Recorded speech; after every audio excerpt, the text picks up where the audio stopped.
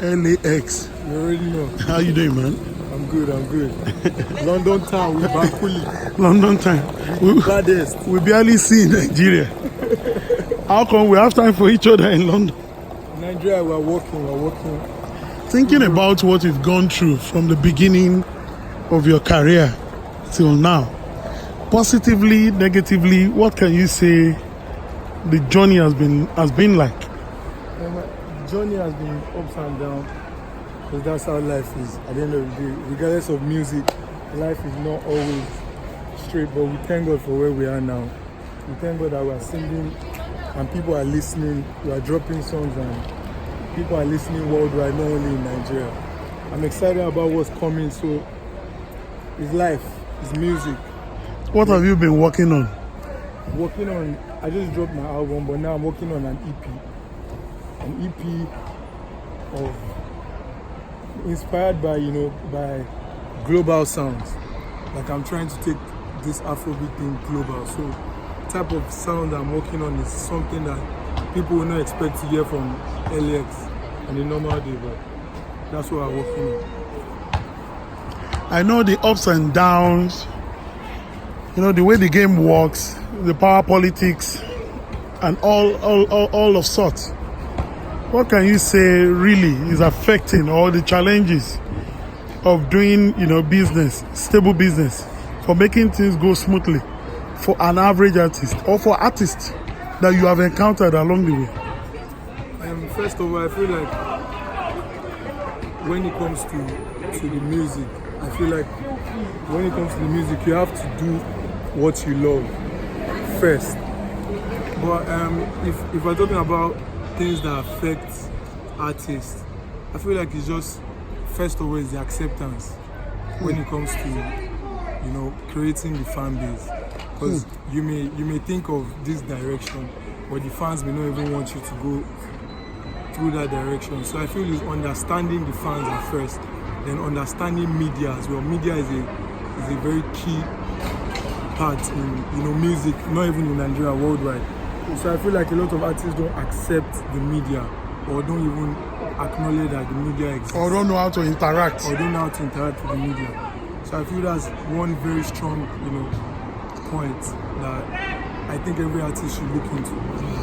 How did you get into music? At what point, when you were growing up, or when did that dawn on you? After going to school, with the challenges from mommy and daddy accepting, when did it actually dawn on you that I want to do music? Okay, it was 2008 at first. That was the first time I went to the studio ever. And shout out to Divi. Divi was like one of the first producers that believed in me, that when I'm in the studio, it's always like, you have to do this, you have to do this. But after 2008, that was after my WAEC, I went to UK for school and I stopped music for like some years.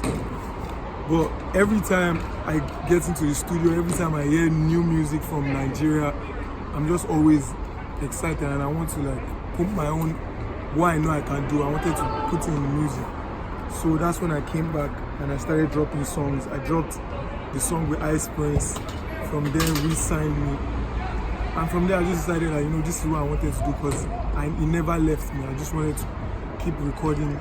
How did you and Wizkid meet? And when you met, how did it, I want to know how that Caro, the genesis, and what led to Caro. Wiz has always been somebody that I've always looked up to. I've always wanted to, associate with. So I met Wiz through Tiana Styling. She played a couple of songs for Wiz, he liked it. And after that, I met Wiz Monday. And the next Monday, we're already in London together. We created Caro, the first studio session. When we created it, I wasn't even sure. I was like, are you sure, Wiz? Are you sure? Wiz was like, trust me, this is a banger. Recorded the video 2 days after we recorded the song. Dropped it, everywhere, went viral. Shout out to Wiz. Was it overwhelming for you? The hype, the buzz. The buzz was, but the thing about it is, the funny thing is, I didn't even feel the buzz until 6-7 months after, because I was in school. I was doing my undergrad, I was in my final year when Caro dropped. So going back to Nigeria, the first show I did was me and Wiz. I can remember one MTN show. And everybody was singing my verse word for word. That's when I knew that this song. You have entered. It has entered. So from there, we dropped Ginger. From there, we just started moving.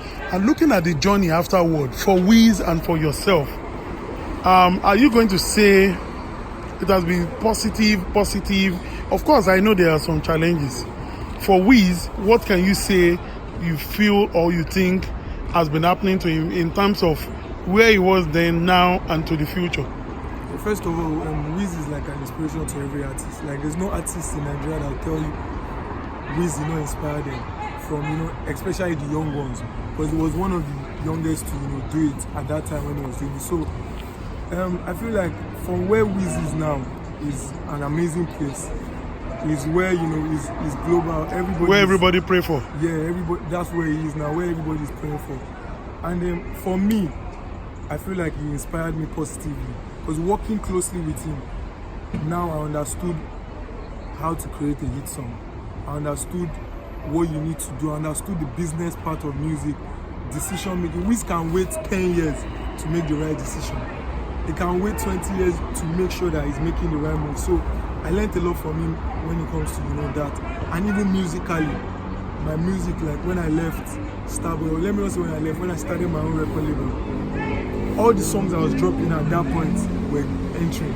From Ole to Gimme That, to Run Away, to Panana, to all the songs, to Befun, every song was going. And that's what I learned from me. So I feel like we are both in good places. You guys have to give your fans one more. Remember I told you that? Yeah, it's coming soon. I spoke to Wiz 2 days ago. And we'll give them something soon. No time. Thank you. Oh yeah, let's go, Joe. Oh, shaking them. Another place.